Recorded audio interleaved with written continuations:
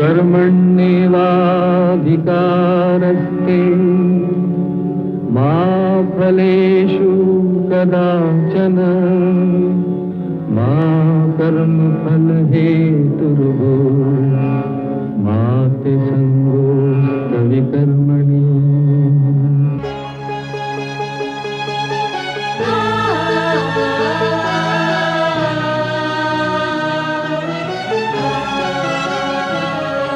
ये औरत है कुदरत का अनमोल तोहफा, ये ममता का सागर, मोहब्बत का दरिया है। हर नस्ल हर देश पर कर्ज इसका बनाया गया, त्याग को फर्ज इसका। मगर इसकी दुनिया ने कीमत न जानी, मगर इसकी दुनिया ने कीमत न जानी।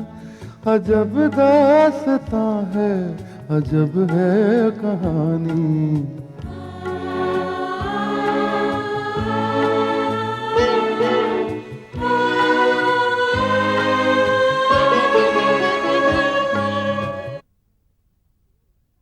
कोई तुम्हें मुझसे छीन ना ले। समझ गई मैं, तुम्हें मुझ पर भरोसा नहीं है।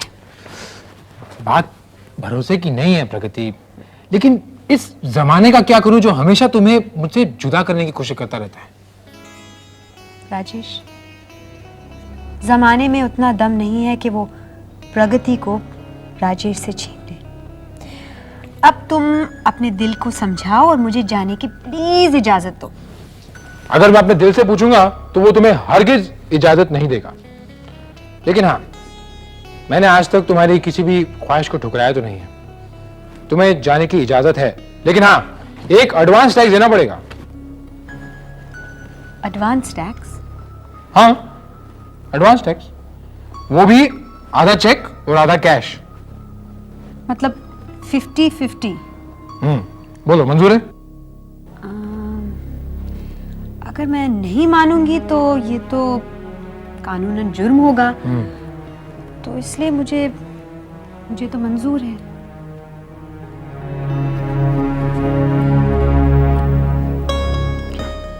मैं जाऊं?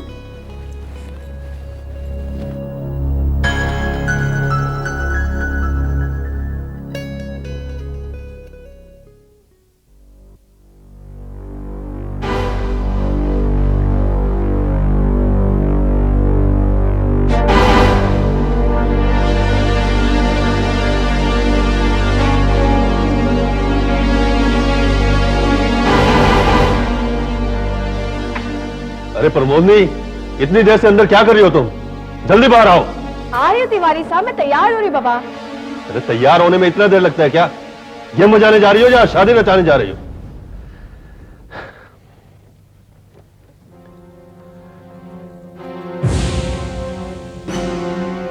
अरे ये क्या हुलिया बना रखा है? तिवारी साहब, मैंने ये हुलिया शिकार करने के लिए बनाया है। लेकिन उसके लिए इस हुलिये की क्या जरूरत थी? तिवारी साहब, मुझे जो भी काम करना है अपनी असली शक्ल में नहीं करना है। अब देखिए ना, मौका वारदात पर मछली वाली पर कोई शक कर ही नहीं सकता। मेरी मछली की टोकरी में मछलियां तो होंगी, लेकिन उसमें वो हथियार भी होगा जिससे मुझे शिकार करना है। और काम हो जाने के बाद जो वहां भगदड़ मचेगी, उसमें लोग शूटर को तलाश करेंगे। और वेरी सिंपल, मछली वाली पर कोई शक कर ही नहीं सकता, और इस तरह से मुझे भागने में आसानी होगी। तुम्हारी बातें सुनकर ऐसा लगता है कि तुम बहुत पुरानी मुजरिम हो। भगवान कसम, अगर मैं ड्यूटी पर होता तो अब तक तुम्हारे हाथों में हथकड़ियां लगा चुका होता। तिवारी साहब, ये काम आप अभी भी कर सकते हैं। क्या मतलब? मतलब ये तिवारी साहब, मैं चाहती हूँ कि आप खुद अपने हाथों से मुझे हथकड़ियां डालें। मैं आपकी बंदी बनकर आपके साथ जिंदगी गुजारना चाहती हूँ, और इसे मैं अपनी सजा नहीं सौभाग्य समझूंगी। प्रमोदनी, तुम कुछ ज्यादा ही जज्बाती हो रही हो। वो तो तिवारी साहब आपने बात की थी, इसलिए मैंने आपकी बात पर बात की है। अच्छा चल, देर हो रही है, जल्दी चल। हेलो, ये क्या क्या? क्या पूछ रही है? मतलब दिखने में तो तुम मेरी बहन जैसी लग रही हो, रूपा। रूपा मेरी बहन का नाम है, लेकिन मेरी बहन तो साड़ी नहीं पहनती। हाँ, मगर भैया तुम जानते हो मैंने ये साड़ी क्यों पहनी है? अरे आज लड़के वाले आ रहे हैं क्या तुम्हें देखने के लिए? ये क्या भैया, कैसे बेतुकी बात करते हो?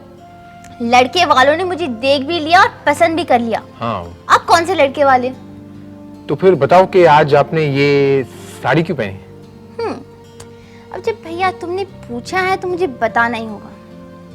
भैया, मैंने सोचा कि हम अपनी संस्कृति और सभ्यता भूलते जा रहे हैं, और अपनी संस्कृति भूलकर हम कुछ पा नहीं रहे बल्कि कुछ खो रहे हैं। और वैसे भी साड़ी नारी का गहना होता है, और इसीलिए तो लोगों ने कहा है कि साड़ी है तो नारी है। वाह वाह, कितने ऊंचे ख्यालात है मेरी बहन के। है, तूने तो मेरा दिल खुश कर लिया यार। धन्यवाद भैया। हाँ वैसे भैया, अब मुझे बताओ कि भाभी कहाँ है?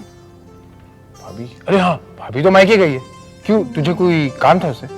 काम तो था मगर क्या? हाँ भैया, ये काम तो तुम भी कर सकते हो। भाभी का कोई पर्स होगा ना? पर्स तो होगा, लेकिन तुम्हें भाभी का पर्स क्यों चाहिए? मतलब कोई पैसे वैसे चाहिए तो मैं दे देता हूँ। नहीं नहीं नहीं, होगा तो दे दो। देखो भाई, साड़ी के साथ पर्स होना बहुत जरूरी है। हाँ, है ये ना? तो है। इसलिए लोग कहते हैं कि पर्स और साड़ी का चोली दामन का साथ होता है। अभी लेकर आता हूँ।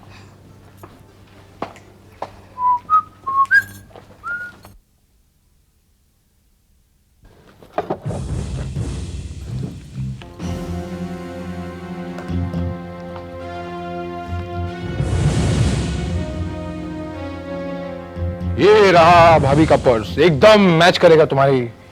रूपा, ये क्या?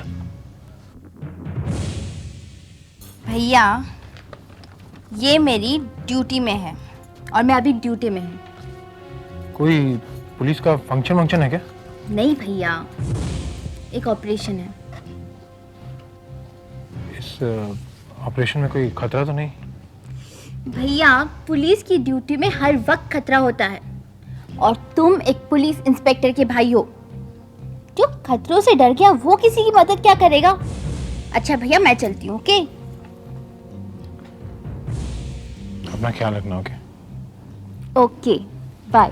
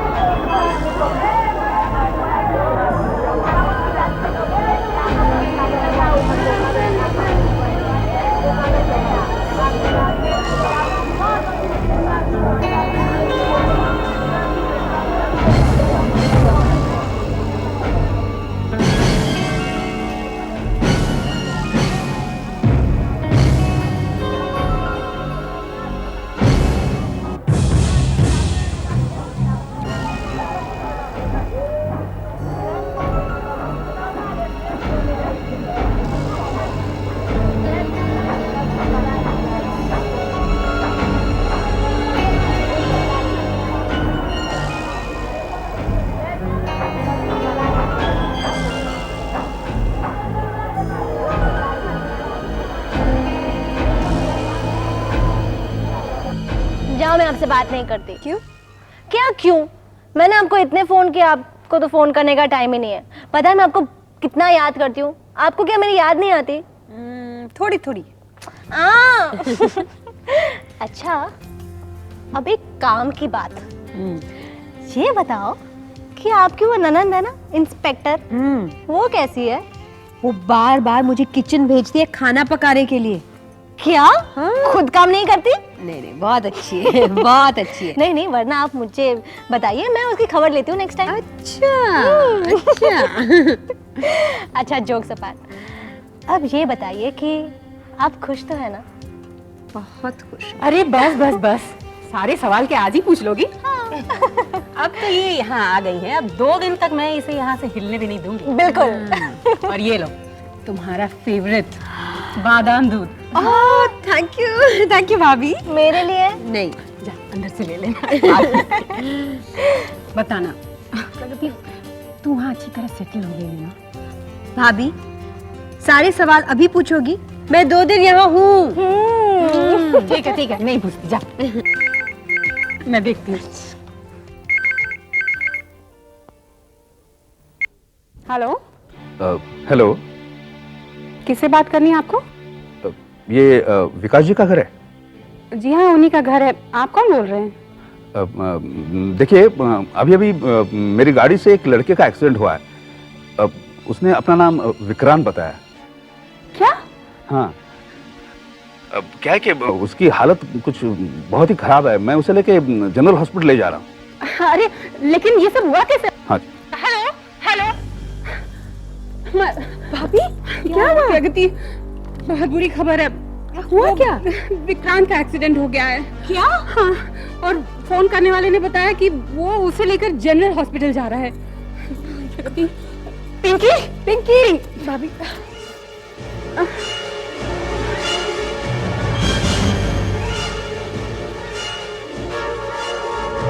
पिंकी,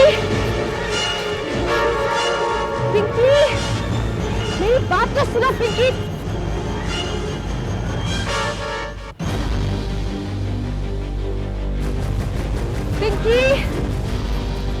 पिंकी, मेरी बात तो सुनो।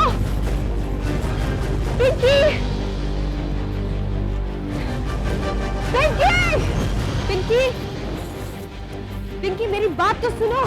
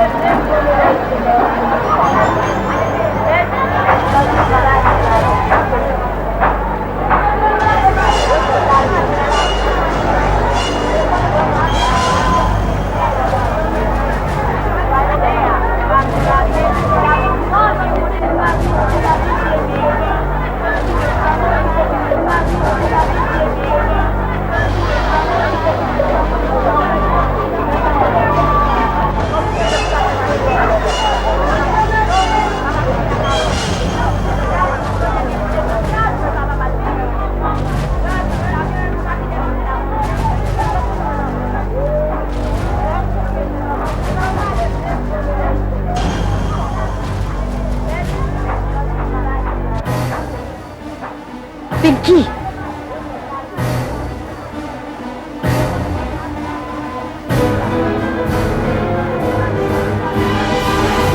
Please, Pinky please, Pinky.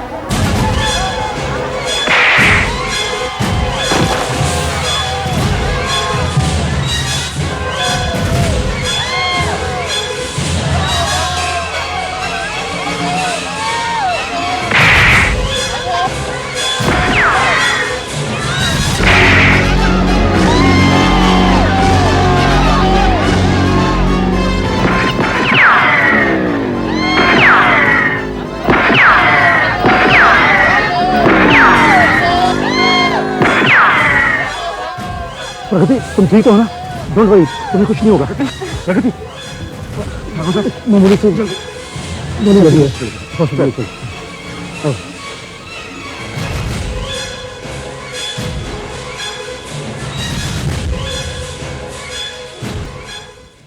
की कोई बात नहीं है माँ, गोली बस बाह को छीलते हुए निकल गई है।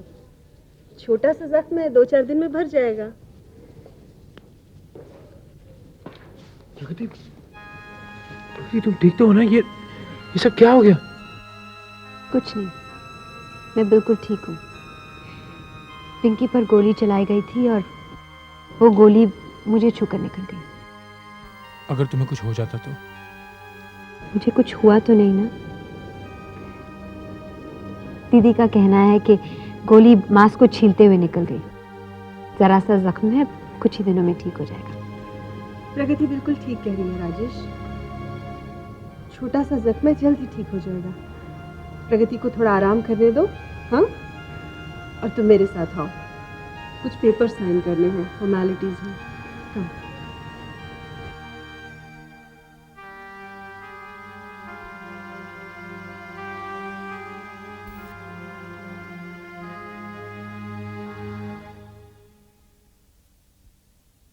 आंटी, आज आपने अपनी जान की परवाह ना करते हुए मुझे एक नई जिंदगी दी है। पता नहीं मैं आपका शुक्रिया अदा कैसे कर पाऊंगी।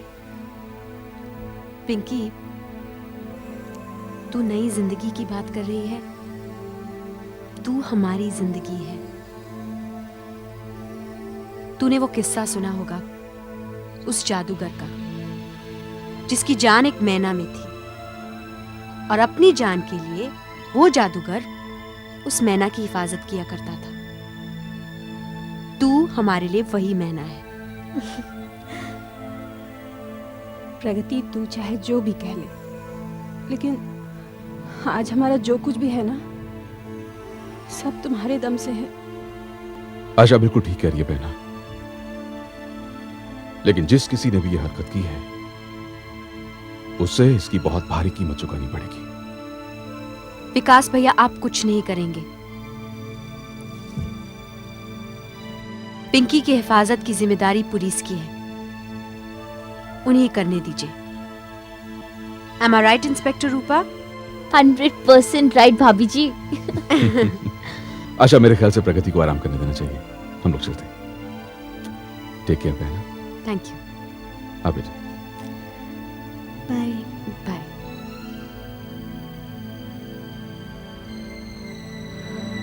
प्रगति, तू ठीक तो है ना बेटी? माँ, तुम खामखा चिंता करती।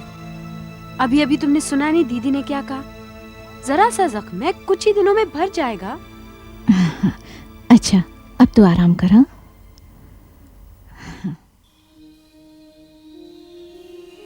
मामा, please stop it now. Asha, please अपने आप को संभालो, प्लीज। ये सब मेरी गलती की वजह से हुआ है। मुझे क्या मालूम था कि ऐसा हादसा हो जाएगा। मैंने तो बस फोन कॉल पे यकीन कर लिया, जिसके बारे में सुनकर पिंकी बाहर की तरफ भागी और प्रगति भी उसके पीछे भागी और ये हादसा हो गया। आशा, शुक्र मनाओ कि हमारी प्रगति की जान बच गई, उसे कुछ नहीं हुआ। ठाकुर साहब, आपका हमारे ऊपर सचमुच बहुत बड़ा एहसान है। दरअसल गलती मुझी से हुई है ठाकुर साहब। मेरा सारा ध्यान जगताप की तरफ लगा हुआ था, इसीलिए मैं ये धोखा खा गया। विकास साहब, जगताप का प्लान मुझे धोखा नहीं दे सका। उस दिन जब मैं आपके घर से बाहर निकला तो मेरी नज़र तिवारी पर पड़ी और उसके साथ वो लड़की प्रमोदनी भी थी। तिवारी को वहां देखकर मेरा माथा ठनका। मुझे लगा कि ये कुछ न कुछ करने वाला है। पुलिस की तरफ से मैं बिल्कुल निश्चिंत था, क्योंकि मैंने इंस्पेक्टर रूपा को पिंकी के इर्द गिर्द साए की तरह मंडलाते देखा। मगर खतरा अभी टला नहीं। आज से हम सबको ये ध्यान रखना होगा कि हम दुश्मन के बहकावे में ना आए और दुश्मन की किसी भी चाल को कामयाब ना होने दें। आज सिर्फ एक फोन कॉल ने उनके प्लान को तकरीबन कामयाब कर दिया था। वो तो अच्छा हो ठाकुर साहब का, जो ऐन मौके पर वहां आ गए, और मैं भी वहीं थी। मगर जब मैंने पिंकी को अचानक घर से भागते हुए देखा तो मैं चौंक गई और इनफैक्ट मेरी नजर उस मच्छी वाले पर थी। मुझे उस पर शक हो गया था और वो मेरे निशाने की रेंज में थी। का शुक्र मानिए कि कोई बड़ी घटना नहीं घटी, मगर ये तो पता चला नहीं होगा कि वो मच्छी वाली कौन थी।